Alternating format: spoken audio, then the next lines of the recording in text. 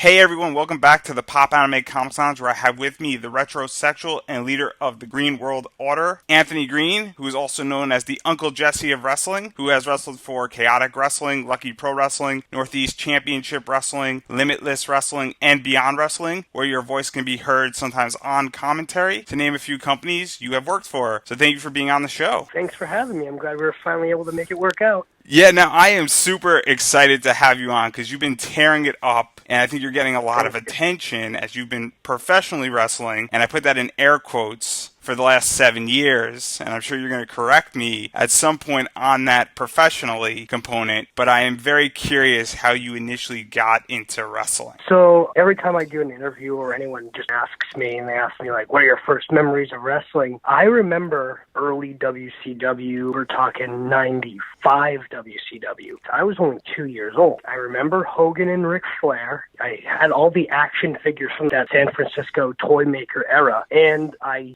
specifically remember watching it the next day or a couple days later because my mom would record from a friend's house because she had a black box. She'd record all the pay-per-views for me, and I remember watching the Bash at the Beach where Hogan turned heel. So my first memories when I first got into wrestling, I was only 2 years old from what I remember. And then from there, obviously at some point it clicked when you decided to go professional. And when did that start to happen, that you got more into it and then you started to say, hey, I can do this for a living? So in my head, I figured that I could become a wrestler when I was 7 years old. And that was from watching the first season of Tough Enough, because it was the first time I've ever seen any sort of behind the scenes, like, training of how people start becoming wrestlers. And I got to watch actually who ended up being one of my favorite wrestlers of all time, Maven, because I was so young, and it was just a cool story to see someone go from not wrestler to a professional WWE superstar. So that was when I first thought in my head and had dreams and imagined myself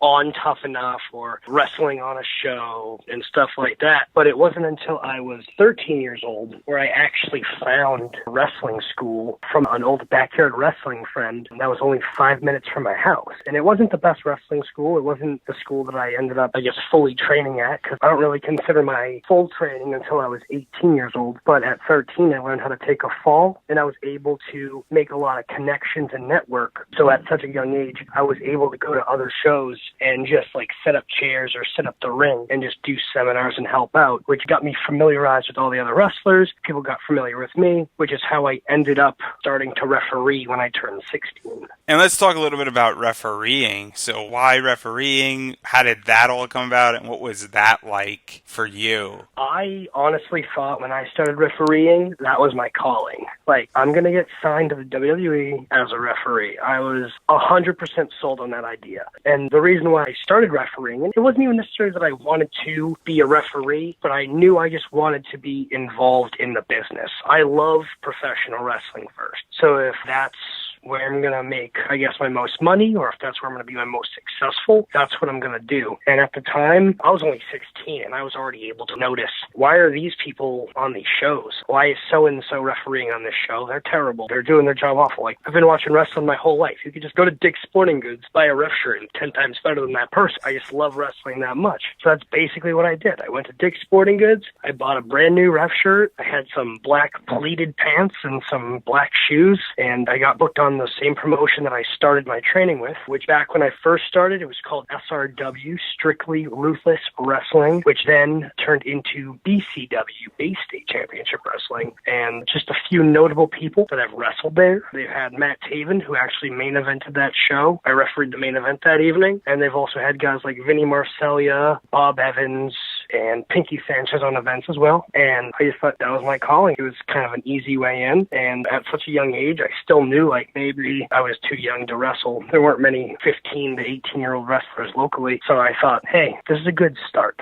And now you're refereeing. At what point did you transition from being a referee to becoming a wrestler, and how did that all happen? So there was a point where I was still training during this, and I would still learn all the bumps and falls, arm drags, hip toss, body slams, you name it. I didn't really do many of the drills. If there was like a longer, like, take this, and this in a row, and then add this and do this, I wouldn't be involved in that. But if it was just, all right, everyone get in line, take a hip toss, everyone take an arm drag, I would always do stuff like that, but I wouldn't get as involved when it came to like spots and stuff. Then it was on May 6th, 2012, I went to a show called Wrestling Star Wars. It was like a fair show, kind of. It was called Kids Fest. And I showed up. Sometimes I would bring like a mask and a singlet, and I would do battle royals and stuff, or I would referee, whatever. So I brought both, and I ended up needing a wrestler, and I ended up not wearing the mask. And I had a singles match, which was my first singles match. So I wouldn't say I was fully trained, but I could get by. And the person that I was wrestling was incredibly talented, and his name was Julian Starr, and he was able to get me through it. From there, I kind of got the itch.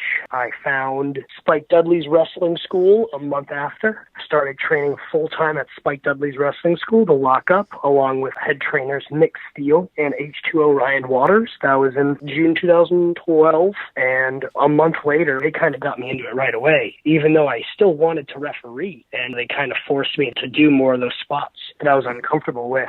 And 2 months later, I was having matches as well. So I reffed and wrestled the rest of 2012 and then half of 2013. And it was June 2013 I decided I wanted to make the switch and only wrestle. And now I think this is a perfect segue into talking about your career. And I think people don't understand that the retrosexual is rather new in the last 2.5 years. And I kind of want to talk about the first 5.5 years where you accomplished a lot of stuff during that time, both as a tag team wrestler and as a singles wrestler. And I want to talk a little bit about 2012 because you faced some of the top guys around your area, including Jack Kruger, JT Dunn, Alex Creed, Kevin Perry, Hunter Ward, Steve Weiner, and Jay Buster, possibly with a Bella twin accompanying you in that match. That's a real thing that happened.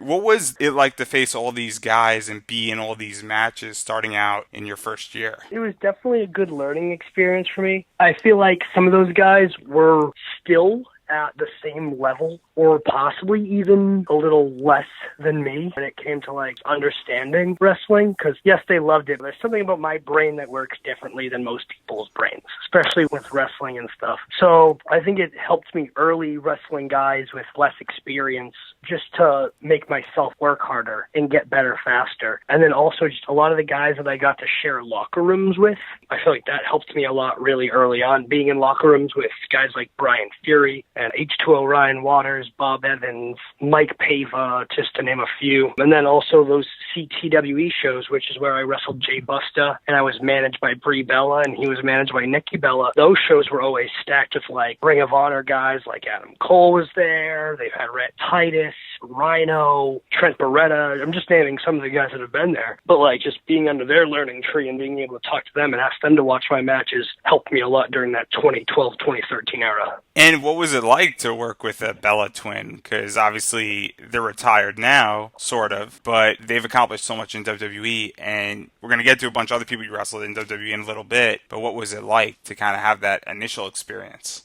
So, currently at least, that is their only in-ring independent wrestling appearance they've ever had. Ever. They've never done anything involvement in independent wrestling. They've done a signing at an independent wrestling show, but they've never done anything physical in ring other than this one. So that's cool on its own. At this point, they left WWE already, and they were just doing their own thing. And then they came back, I think, 4 or 5 months later in 2013. So the fact that I'm one of 4 people in independent wrestling, that includes my opponent, his manager, and the referee, to work with the Bella Twins on an independent wrestling show, I think it's one of like the coolest and biggest highlights of my young career. And we're going to continue to talk about 2012. As this was going on, you were also interjected into the PLW World Tag Team picture in Power League Wrestling. And you had several partners, Kuma, Jason the Slasher, and Big Scott against Matt Storm and TJ Richer. What was this like for you being young and having a tag team opportunity so early on? Before we even get into that, I want to mention that my early stages of training, even when I was a referee, the guy that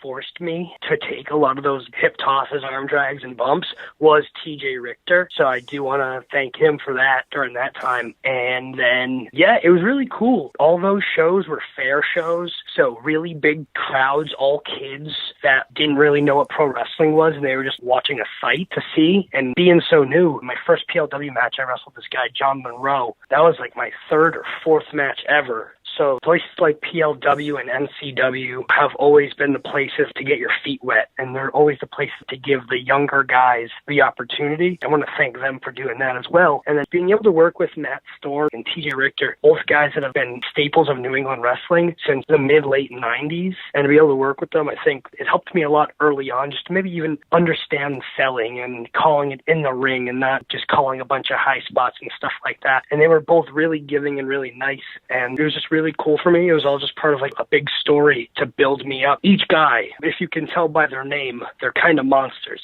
Kuma was similar to like a Kamala character. Jason the Slasher was Jason Voorhees, basically. And then Big Scott was also a bigger, like 6'7" kind of guy. And next year, once we get to that part in 2013, I teamed with a guy named Rob the Giant, which is a bit ironic because he's a little person. Him and I ended up wrestling for the tag team titles. Spoiler alert, we ended up winning them. And what was that like, winning your first titles off of these two guys? Yeah, my first ever championship. That was really cool, especially because Spike Dudley, my first full wrestling trainer, actually helped us win the titles. So that was really cool. My family was there to see it. It just meant a lot that there was a promotion, regardless of how big or how small. Me only being basically 1 year as a wrestler, putting faith in me was really cool. And you faced a few different teams in defending these belts, including a rematch with Matt Storm and TJ Richter, Christian Casanova and Scott Slade, and the Glamorous Express against Buddy Romero and Mike Pava, which you may or may not have been part of these matches playing out. So how did you feel about all these matches and your title defense and really your initial title defenses? The first one with Matt and TJ is really cool. It was another like smaller charity event, and actually Kenny Dykstra, also known as Kenny from the Spirit Squad, helped us when their heel manager Rich Bass tried to get involved, so that was neat. Also, the next match was against Scotty Slade and Christian Casanova, and that was cool to be a part of because at that point, Scotty was helping a lot of the newer guys at the New England Pro Wrestling Academy, and Christian was brand new, only had maybe 4 or 5 matches, so I got to be a part of one of Christian's earliest matches. And then yes, the next title defense, I was not there, and we happened to lose the belts, and I blame Christian Casanova and Rob the Giant for that one. And obviously losses happened, but to continue talking about 2013, you had several other matches that occurred. And before we get to those rivalries, I want to talk about a few of those matches, and one of them was with FBI in a no DQ. Also, you teamed up with Mikey Chase to defeat the Platinum Entourage, Jay Busta and Steve Stamos in a Loser Wears a Dress match. And you also faced Steve Stamos in a Loser Wears a Bikini match, as well as facing the Blue World Order, which you are the leader of the Green World Order. And that team consisted of Blue Meanie, Nova, and Thomas Rodman. What were these matches like for you, as they kind of showed a more fun side to your character and show versatility so young in your career? So the first one you mentioned was for Lucky Pro Wrestling against the Full-Blooded Italians. It was Nunzio and Big Vito. That was my first ever indie wrestling main event. It was also the first time I was ever put in the ring with guys that have been on TV, bigger names. So that was a really cool experience for me. The second one you mentioned was a lot of fun. At CTWE, we did a whole storyline where I was the referee turned wrestler. I was known as the Revolution. And after some bull crap done by Jay Busta and Stevie Stamos, the Believer, Mikey Chase, kind of joined my side. We became a tag team, and we challenged them to Losers Wear a Dress match, where we were able to pick up the win. And going a month later, Stevie Stamos challenged me to a Loser Wears a Yellow Polka Dot Bikini match, where, again, he kind of made himself look like an idiot, and I was able to beat him too. For those matches, a lot of them weren't about the moves. They were about moments in the match, not the moves. I feel like that helped a lot with me when it came to like not worrying about, all right, I got to do my cool double backflip off the top, and more about, okay, how can we make the most out of this here? This match is about wins and losses, not about who can do the coolest move. And then going back to the other match you're mentioning is the BWO. That was another opportunity for me to stand out and wrestle guys that have been on television. So it's always cool when you're able to get in the ring with Simon Dean or Blue Meanie, guys you watched growing up as a kid. So that was neat. And I mentioned that you had other rivalries occurring in 2013, and one of them was against the Heaters, which consisted of Kevin Perry and your former trainer Ryan Waters. And you had several tag team partners. Cam Zammy, Jason Blade was also a tag team partner. What was it like facing Kevin Perry and Ryan Waters, who was your former trainer, as you have some history with both of them? So yeah, Kevin Perry was actually my training buddy. He may have started a couple months before I did, and then I came in, and him and I were always neck and neck when it came to the training, which was always good to have friendly competition. We weren't out to kill each other, but we always wanted to see like who was doing better, who's having the better matches, stuff like that. So when him and I got in the ring, it was always about the competition, which was cool. And then when wrestling Ryan Waters was always neat because he was my trainer and he did help me out so much. So it was cool to apply the things that he taught me. And the two of you had amazing matches with both of these tag team partners, and it eventually became a bit of a messy situation as the Heaters became the Prestige with Matt Magnum, which you had the tag team titles, and then you didn't have them, and then you dropped them, and everything got messy in that realm. So what was that like when things kind of get a little muddy? So at that point, Kevin Perry had like a real life situation happen, so he had to leave, and Ryan Waters' original tag team partner, Matt Magnum, came back and joined them up, and they took the tag titles back. There was a huge show at the Westport High School, and they wanted the big good guys to win that night, so me and Mikey Webb joined forces, and with the help from the Westport Wildcat, we were able to take home the tag team titles. And then a week or 2 weeks later, we ended up losing the belts back to the Prestige, sadly. But it was still cool. It was still a cool experience. Anytime a promotion is willing to put the ball behind you and push you hard and give you a title, regardless if it's for, a week or a year, they're saying, hey, you earned this, or hey, we believe in you, which is always really cool. And this was your third tag team title, if I'm correct. What is it like when you get another promotion's tag team titles under your belt for you? I guess based on how many tag partners I've had, I'm probably like the greatest tag team partner in history or something. I don't know. At this point, it was my third tag title with a third partner. I don't know if it's because I was newer still at the time. I was less than 2 years in at this point, and maybe they just didn't see me as like a top singles guy, or think I had enough experience. But for me, any experience was a good experience. So throwing me in a tag team didn't bother me at all. And as this rivalry was going on, you got into a rivalry with Mike Pava that started off with the two of you facing and ended in a last man standing match. There's only 3 matches from my understanding. What was that like? So it's like a mini rivalry. I believe we had 4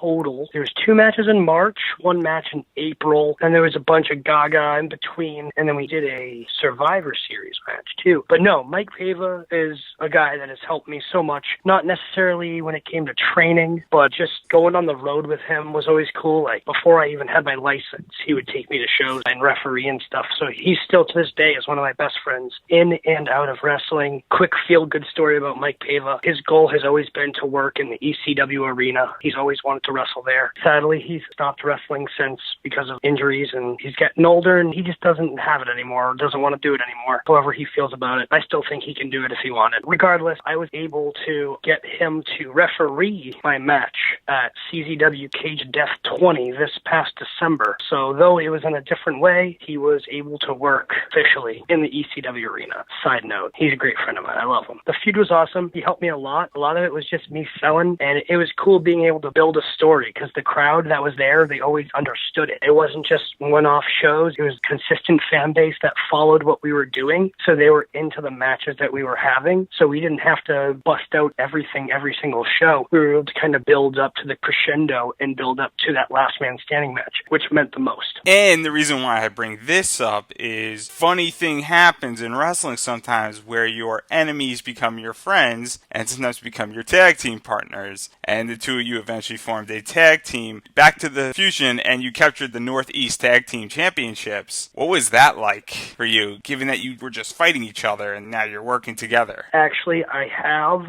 the belt that we won. They've since changed the title. So I have the original NCW tag team title that we won to this day. So that's pretty cool. It was awesome. I was really happy teaming with him. I was so excited that I designed matching gear for us to have, and it's gear that I still keep to this day. I don't wear it anymore, but I still have it as like a memory, and it was awesome. I loved it. It didn't last super long time because 2014 is where I started kind of getting out there more and more, so I wasn't able to make as many NCW events, but it was definitely cool that 2 great friends were able to be partners. And now let's talk a little bit about your singles career starting in 2014, because you had a few single matches that I want to talk about. One of them was Kurt Hawkins, Nikki Valentine, Davienne, and Joey Janela. What was it like to wrestle some of the best wrestlers at the time, and they still are in many ways? So some of them, I wasn't able to wrestle them in singles matches. Some of them I teamed with. In 2014, I teamed with Joey Janela in a match, and that was cool because that was right before he really broke out. And then I teamed with Kurt Hawkins in 2014 against Jason Blade and Todd Sopel, which was pretty cool. That was also at Lucky Pro because he was only maybe a few months removed from his first WWE run. So it was cool to be able to work with him and sit under his learning tree as well. 2015, I had a tag match against Kurt Hawkins where he teamed with my favorite wrestler, Maven. And then it wasn't until 2016 where I finally got to have my singles match with Kurt Hawkins literally weeks before he returned to the WWE. And we're going to get to that because I think I know where we're going with this one, and you'll correct me if I'm wrong. But before we get there, we got to talk about something that happened in 2015. And this was an exciting year for you in Lucky Pro Wrestling, as you were involved in this little thing called the LPW Hard Knocks title tournament. And you faced Mikey Webb, Brian Fury, Frankie and Aaron, Jason Blade, and Randy Shaw to become their first champion. What was that like for you to have a company make you their first champion, and how did it make you feel going into all this? So yeah, Lucky Pro Wrestling did a lot of firsts for me. They were the first company to let me main event a show,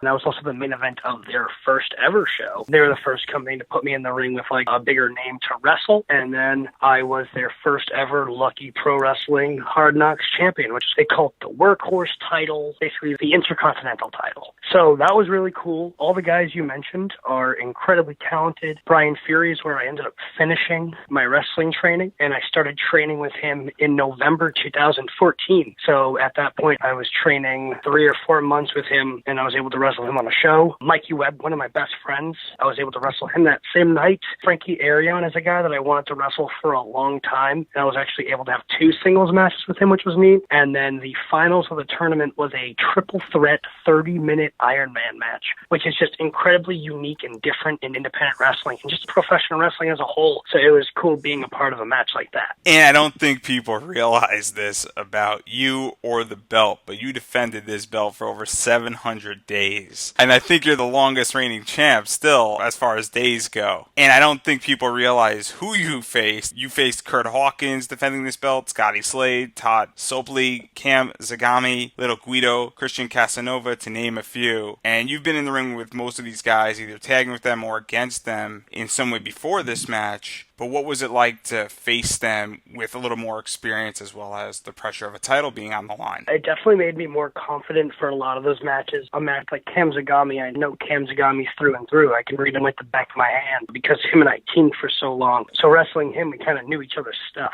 So that kind of added a little different element to that match. Being able to wrestle Kurt Hawkins was a great experience, or Little Guido Nunzio was another great experience. My first title defense was a triple threat match against Brick Mastone, who ended up being the guy beating me for the title, and Scotty Slade in a triple threat. And then Scotty Slade and I kind of ended up having a couple matches back and forth as well. So it was a really cool time for me, especially because there weren't many promotions throwing championships at me or throwing top matches at me. So during the 2015-2016 time, it was just really neat. And now before we talk about Tessa Blanchard, which you may or may not be familiar with, I haven't heard of her. I do want to give a prequel to the Retrosexual here, because you are a retro wrestling fan, and one of the cool things that happened at Lucky Pro is that you got to team with Brutus the Beefcake. I did team with Brutus Beefcake. I also, in 2016, teamed with Bushwhacker Luke. So what is it like for you, being that you're a retro wrestling fan and that you grew up in the old WCW and you're from my generation of wrestling, because I'm 26, you're 25. What was it like for you to have those moments? It's the coolest thing ever. I would compare it to like someone that plays high school basketball, plays college basketball, and you're able to play basketball with LeBron James. You get to play a pickup game with LeBron James. It's the coolest thing ever. At such a young age, I was only 21 at the time, being able to get in the ring with Brutus Beefcake cake. Regardless if it was at WrestleMania or at a Lucky Pro Wrestling show, it's still something you can't take away from me. It's just the coolest experience. And now backing out of that and talking about Tessa Blanchard, in 2015, you won the Kings and Queens tournament with her in Lucky Pro. She is around your age. She came in at the same time. She's really from our generation of wrestling. What was that like to be teaming up with somebody who, A, has a lot of clout and is so damn good? So at that point, she was probably a year and a half in, maybe 2 years in at wrestling. I met her in 2014 at the Dr. Tom Pritchard Futures Wrestling Camp at the NWA Legends Fan Fest, which was in August. And we just kind of stayed connected and became friends from there. And then the option came up that there was an intergender tag tournament at Lucky Pro Wrestling. And that was my pitch to be my tag partner, and they were able to make it happen. Her and I got custom gear for the event, and I have the crown to this day. And another fun thing that happened this year is that you started teaming or continued to team with Cam Zagami, where you were previously rivals and had matches against each other, but you formed Cam and Connections. How did this form about? So at this point, we started teaming in July 2013, had a couple matches. It wasn't until the end of 2014 and early 2015 where we tagged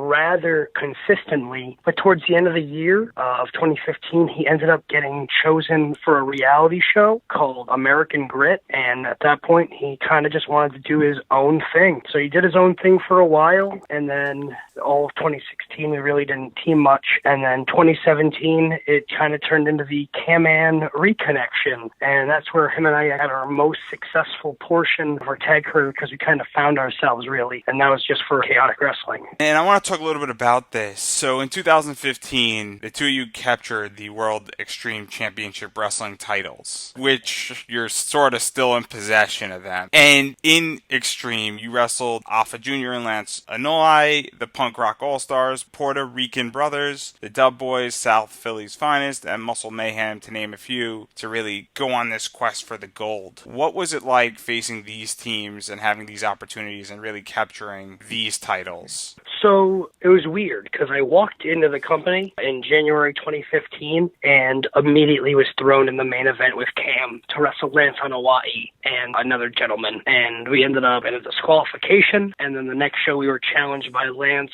and his big uncle, Alpha Jr., also known as Manu from WWE. And we ended up wrestling them. And then from there, kind of where our push began to win the tag titles. We actually also wrestled Leo Rush and a really young Velveteen Dream when they were a few months into having matches. So that was a pretty cool experience to be able to work with them at such a young age. We won the belts in July of 2015, and we actually did lose the belts. For whatever reason, the CageMatch.net still says we're the champions, but we actually lost them to South Philly's Finest in a tag gauntlet in January of 2016. So there's that. Breaking news.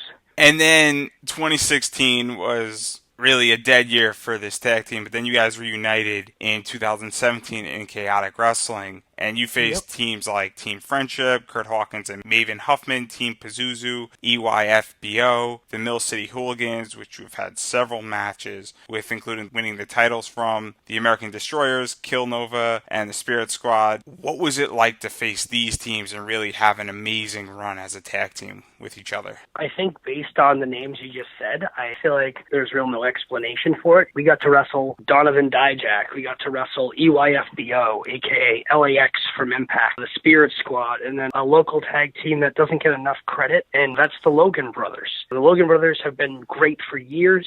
They have been 9-time Chaotic Wrestling Tag Team Champions, and to be able to work with them was just awesome for us because of how good they are at tag team wrestling, and we ended our feud and gained their respect finally after wrestling them in a Mill City street fight, which was their go-to match. Like, that was the match they made famous, and we beat them at their own game at the Chaotic Countdown in 2017. And now one of the things about this title reign, and it was the last few matches in the run, is that you were single-handedly defending these belts. Sure was. What was that like, and how did you feel about it, really having the ability to kind of shine in the match? I don't know what it was. There was something that changed in my brain and said I don't need Kamzagami anymore, that I think I can do this on my own. And I threw a fireball in his face, and while he was gone for 3 months, I defended the tag titles by myself for 2 shows successfully. And then on his return of when he decided to come back, I lost the titles to Mainstay Posse, but it actually took 3 men to beat me instead of 2. So I feel like it was kind of BS. I never got my rematch. And now that's really the first 5.5 years of your career. And now I want to talk about the last 2 and 2.5. Yeah. And this is the birth of the retrosexual. Uncle Jesse. Green World Order is slightly newer for you, and it's arguably one of the best things you've done in wrestling to this date. How did all this come about, and how were these ideas formed, and how was this created? Because there was a real change that occurred between the retrosexual era, as I'm dubbing it, and pre-retrosexual era. Though I had some really cool matches happen in 2017. I think 2017 was probably my worst year of professional wrestling.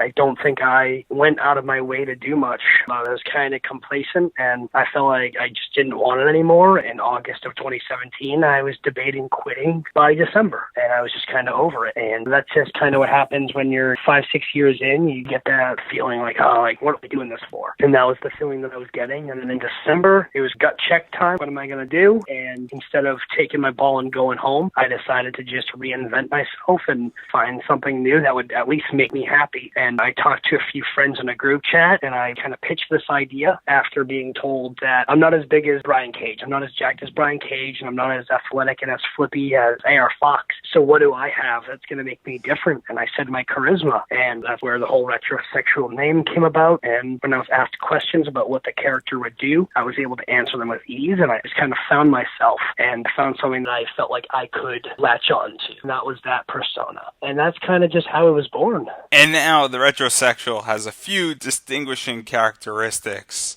Your pants, as they rip off the fanny pack, the Platinum Honeys. How did all this come into your character, and how was it added in? Because it really does make your character when you come out into the ring. So each piece just kind of came slowly but surely. The first was the fanny pack. That was the easiest bit. When you think old school pro wrestling, or when you think 80s and 90s, everyone was wearing a fanny pack, so that was a pretty easy one. I knew I wanted to wear Zubaz, but I've seen a million wrestlers wear Zubaz to the ring, just because it's tongue-in-cheek and it's funny. So I thought, what can I do differently to make myself more unique? So I made mine tearaways, just to change it up. And then the girls kind of fell on my lap, no pun intended, where they were training at the wrestling school. There were 2 beautiful blonde girls, and the promotion Chaotic Wrestling wanted me to have a WrestleMania-type entrance at their big show Cold Fury, and they thought to put the 2 girls with me, and they did an outstanding job on how they looked that evening. They wanted to keep them with me, at least for my entrance, and then they started getting more involved, and more promotions started asking for them, and it just kind of blew up in 2018, 2019.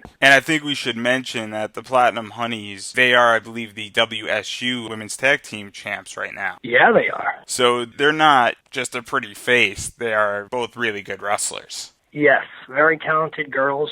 They both do singles matches as well. Ava Everett just wrestled for Lucky Pro Wrestling this past Saturday night. Wrestled a girl named Isana. So they're both doing really well. And now, I think we teased it slightly in the last question that I was asking, but this did start a new era for you. And one of the big things that happened in 2018 in Chaotic Wrestling was that you got an opportunity to face Josh Briggs for the CW New England title. And this was really the first big event that happened in the retrosexual era, as we're dubbing it now. So what was that like going up against him? Because he's a big guy. In 2018, I had a lot of really good opportunities. When I started doing the retrosexual, I got to wrestle in the Young Lions Cup, and I lost. I got to wrestle in the ECWA Super 8, which is a historic tournament, and I lost again. And I was like, all right, am I just going to keep blowing every big opportunity I get? And then it came to August 2018. I had the opportunity to wrestle for the Chaotic Wrestling New England Championship, and I was able to pull it off. So that was like kind of the first stepping stone for the retrosexual, as in becoming a top guy in the area. And obviously you had other single title wins before this, but did you feel that capturing this kind of legitimized your character and reaffirmed your change in character and the change that you made in wrestling and kind of made it solidified a little bit for you? 100%. When I first decided to change the gimmick, I talked to my trainer, and he asked me, do I want to be a top guy or do I want to make a lot of money? And he says, I think this character can make a lot of money. I just don't see it as a main event guy. And I said, well, we all know that the championships are cool, but championships are given to you. And wins and losses, we know pro wrestling, it's predetermined. But money's real. How much money you can make in wrestling, it's a real thing. And if I'm going to be able to make a living off of professional wrestling based on this character, I care more about that than whether or not I'm the main event or if I'm just the opening match. And I think that kind of solidified it for me. Like, clearly the retrosexual can be a top guy. I'm the Chaotic Wrestling New England champion. I'm the champion of New England now. The promotion Chaotic Wrestling has been around for nearly 20 years. He's putting a lot behind me, even only wrestling there since 2014. And speaking about that, and I think this is relevant where obviously money is real in wrestling. For those who are about to burst the bubble, it does have predetermined outcomes. But all throughout this year, you had some top matches in a lot of other promotions as well, including Limitless Wrestling, CMZ, Beyond Wrestling, where you faced DJZ, Colt Cabana, Joey Ryan, Ashley Vox, Martin Stone, AR Fox, David Starr, and Space Monkey, to name a few. And so I'm going to push back a little bit on that, where obviously the people I just mentioned are all top guys, and you're in the ring with them. What was that like as they all bring something to the table in a match, and what was that like for you? It was an incredible experience for me. In the year 2018, I wrestled a guy that was currently in NXT in Martin Stone, also known as Danny Burch. I wrestled a guy that was under contract or working with Ring of Honor, a guy like Colt Cabana, a guy like DJZ, who was with Impact for years, just to name a few of the main promotions. And then I got to wrestle some of the best independent wrestlers, period. Guys like Ace Romero, JT Dunn, Ashley Vox, Josh Briggs, AR Fox. The list goes on. Christian Casanova, who's local to this area, just so incredible. Cheeseburger, who's in Ring of Honor. All that kind of really established me and made it clear, like, hey, all right, AG's the guy in the area now, or AG's becoming the guy elsewhere now. I took over New England. Now I'm slowly taking over the Northeast. Now I'm moving to the Midwest. I'm really trying to get out there. And speaking about you getting out there, I think 2019 is the Retribution Tour for you, as it's in full effect. And I want to start with the CZW Invasion for you, where you became their World Heavyweight Champ and then had a match with David Starr following that. And obviously David Starr was coming off of his entire Sinclair cut and promotion and being in that and getting a lot of heat and getting a lot of attention for that. What was that experience like for you, getting to wrestle somebody who really does put asses in seats, for lack of a better word? So I actually wrestled him at Cage of Death in December of 2018, and I was able to defeat him, continuing my CZW undefeated streak. And then it was best of the best just in April that happened, where I won the first round of the tournament, which was a fatal four-way against Mance Warner, Anthony Gangone, and B-Boy. And Mance Warner was the CZW World Champion, so the title was on the line throughout the tournament. I picked up the win, and then it was the second round after getting hit with a chair and then getting stomped on with a chair. I had to kind of walk into the second round a bit bruised and beaten up, and David Starr, on top of being an incredible wrestler, he's also a smart wrestler and took advantage of the situation, and it was really awesome. David Starr has hit me harder than almost anyone I've ever wrestled, but man, is he really good at wrestling. And then, obviously, we're going to continue talking about your venturing out here and other promotions, including Black Label Pro, where you were involved in matches with Gary J and Ethan Page, along with facing MJF in Limitless Wrestling, and he's going to AEW, having a loser loses their mustache with Yondeling Johann Wonderschneitzel in Pro Wrestling Explosion, and I know you care about your mustache. What was this like for you? And in particular, I want to know what the pressure was with your mustache on the line. I definitely cared about my mustache way more than Yodeling Johann, so I had no doubt in my mind I was going to win that one, so no sweat off my mustache, I guess. And then MJF is awesome. Being able to work with him in my debut at Black Label Pro immediately had me wrestle their heavyweight champion at the time, Ethan Page, so that was really cool. And then most recently, giving me my first singles match in the company, I got to have a banger with Gary J, and man, he's awesome too. And I know we're missing a few matches and we're skipping over some stuff, but I think it's a great place to end, which is to talk about Beyond Wrestling. Sure. As it is one of your home places you wrestle. Everybody's kind of got a home territory, and I'm imagining it's yours. and you've had quite a few matches there so far this year, including Lisa Marie Varon, also known as Victoria/Tara from Impact Wrestling and WWE, Gangrel from WWE, and everything that he's done has just been interesting. And then recently Snicker approved Stevie Richards. Yes. All who have had careers, and all of them have had careers in WWE, ECW, Impact Wrestling, and other promotions where they've made a name for themselves, those three. What was this like, facing them? I am legitimately the biggest wrestling fan you will ever meet. I really, truly am. And the Retribution Tour was an idea between myself and the promoters of Beyond Wrestling. And I just thought it was the perfect concept to mix the super indie wrestling style with just the common wrestling fan. And the crowd truly enjoys seeing these guys. Yes, they love seeing Chris Dickinson and Josh Briggs and John Silver, Chris Statlander. They love seeing these guys and girls. But man, how cool is it to say you got to see Gangrel wrestle live? Or how cool is it to say you got to see Victoria wrestle live and see them absolutely kill it in there too? All three of them worked so hard in the matches with me. They went above and beyond what they should have done. There are plenty of big names that go in there. They take their $2,000 pay or $1,000, whatever they're getting. They just take the money and run, and then they put on a half-ass performance.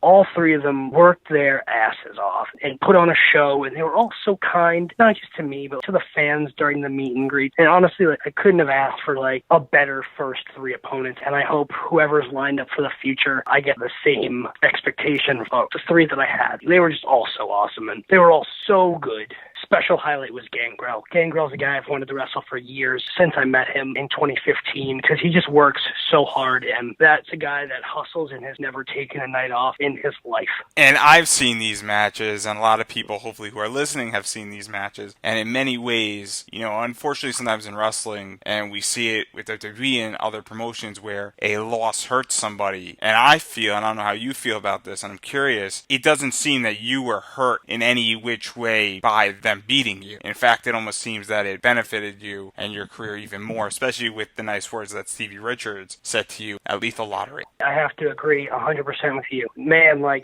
think their experience, obviously, compared to mine, definitely helped them when it comes to wins and losses. Winky wink, nudge nudge. But in all seriousness, all of them, after the match, even in the locker room, just talked to me and made me feel so good. And they all had nice words to say. Even Lisa Marie and Gangrel went out of their way to message me days after just to thank me and tell me how much fun they had. And it honestly blows my mind when Gangrel says, "Oh, hey, brother, here's my phone number, text me." 10-year-old me would never believe that's a real thing that would happen in 2019 or when I'm 25 years old. So it's just the wins and the losses, cool. It'd be really cool to say that I beat Gangrel. But how much cooler is it to say that Gangrel gave me the Impaler DDT? Or how cool is it to say I took the Stevie kick? Or Victoria gave me the Widow's Peak? Taking those moves that made them famous on television are so much cooler than me pinning them for a 3 count. And this all happens at Beyond Wrestling, and I'm sure there's a bunch of stuff that is in the future. Wink, wink, nudge, nudge. Oh yeah, big stuff coming. But I do want to talk about one more thing that is going on with Beyond, and sometimes you're on commentary. What is that like? Because I'm very curious what that is like for you, being on commentary and calling matches and also being able to wrestle in Beyond. And what does the other side look like to you?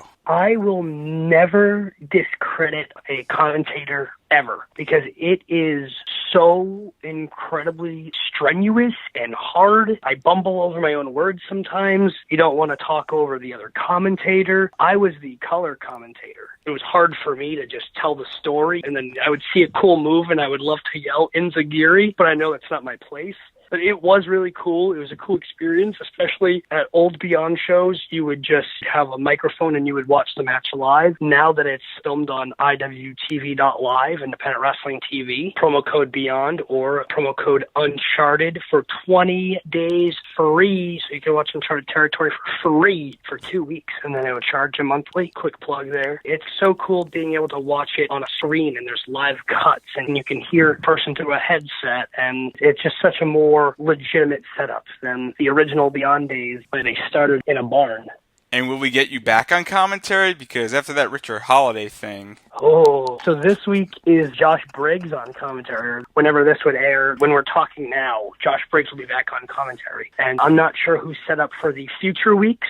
Maybe I'll be able to snag a seat in there again with Paul Crockett, but I'm honestly not sure. And now getting back to the serious side, I think we just covered a chunk of your career, and I would like to end there. But I do want to talk and ask you 2-3 more questions here. And one of them is that you've had a bunch of matches, you've been wrestling for 7 years, and you're probably in the best years of your career. You got an amazing character, and you're doing amazing things, as we just spoke about for the last hour or so. But what advice do you have for people who want to get into wrestling? Get a gym membership. It's incredibly important. I did not get one until over a year after doing actual wrestling, being in the ring wrestling, and just being able to work out. It's going to help your body and your muscles and your bones and your cardio so much. Definitely get a gym membership. If you're going to do it, find the best possible wrestling school you can. You want to have good training. I could make a suggestion for you. If you're in the New England, Massachusetts area, the New England Pro Wrestling Academy, formerly known as the Chaotic Training Center, and before that, it was known as the Killer Kowalski School of Pro Wrestling. It's put out the best of the best. If you want to go all the way back to the Killer Kowalski days, they trained Big John Studd, Perry Saturn, Chyna, Triple H. Go towards the chaotic times, they trained Kofi Kingston, Aaron the Idol Stevens, formerly known as Damian Sandow, Warbeard Hansen, Brian Malonis,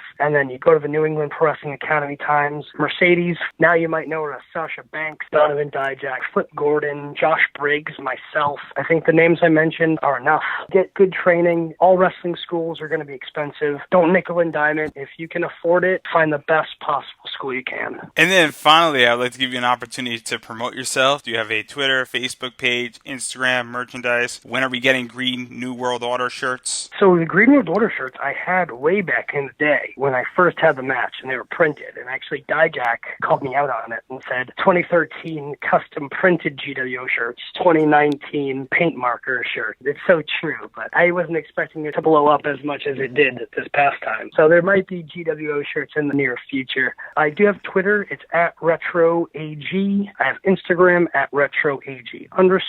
I also have a Pro Wrestling Tees account, which is ProWrestlingTees.com/RetroAG. Also, Independent Wrestling TV, promo code Uncharted. You get 20 days free. And say that I sent you. As always, thank you for listening to this week's episode of the podcast. We can be found on iTunes, SoundCloud, and Stitch Radio, and anywhere else where you listen to your podcasts. And while you wait for next week's episode, you can check us out at popanimecomics.com for articles relating to anime, comics, and pop culture, as well as give us a follow on Twitter at popanimecomics, like our Instagram, that is popanimecomics, like our Facebook page, popanimecomics. I also have a pro wrestling t-shirt shop, that is popanimecomics. Please buy my shirt. It's an elf holding a steel chair, and she really doesn't want to come knocking on your door and hit you with it. So the best way how to avoid that is to buy my shirt. And until next week, everybody, have a wonderful week.